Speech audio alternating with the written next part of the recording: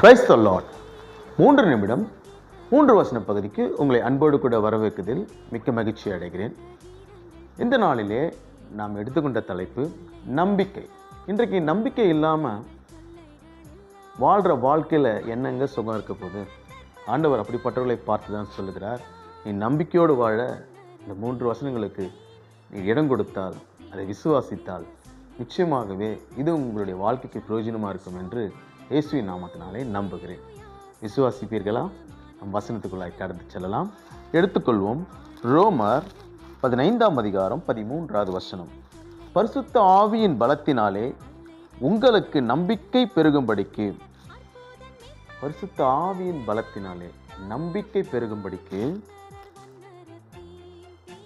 நம்பிக்கையின் தேவன் விசுவாசத்தினால் உண்டாகும் எல்லாவித சந்தோஷத்தினாலும் சமாதானத்திலும் உங்களை நிரப்புவார். விசுவாசத்தினாலே சமாதானமும் பிறகு சந்தோஷமோ உங்களை நிரப்பும் என்று வசனம் சொல்லுகிறது. எனவே ஆவியானவர் நம்மோடு இருந்தால் அவர் கொடுக்கிற அந்த சமாதானமும் சந்தோஷமும் நிச்சயமாக நமக்கு உண்டு என்பதை இந்த வசனம் நமக்கு உறுதிப்படுத்துகிறது. இந்த உறுதியை நீங்கள் உங்கள் விசுவாசத்தினால உங்கள் வாழ்க்கையில் பெற்றுக்கொள்ள கர்த்தர் உதவி செய்வார். அடுத்த வசனத்துக்கு நாம் கடந்து செல்வோம். சங்கீதம் 42:11.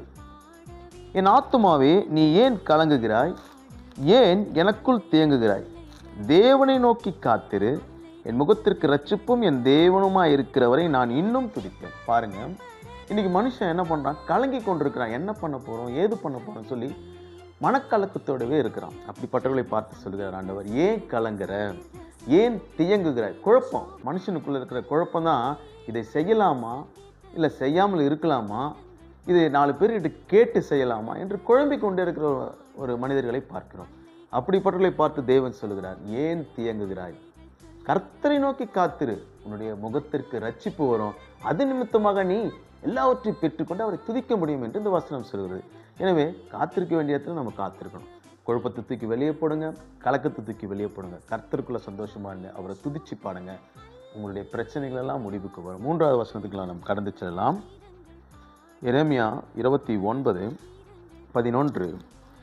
நீங்கள் எதிர்பார்த்திருக்கும் முடிவை உங்களுக்கு கொடுக்கும்படிக்கு நான் உங்கள் பேரில் நினைத்திருக்க நினைவுகள் அறிவேன். பாருங்க, யாருமே சொல்ல மாட்டாங்க உங்க பேருக்கு என்ன ஆசீர்வாதம் வேணுன்றத கடவுள் நினைச்சிருக்காராம். எவ்வளவு பெரிய ஆசீர்வாதம்!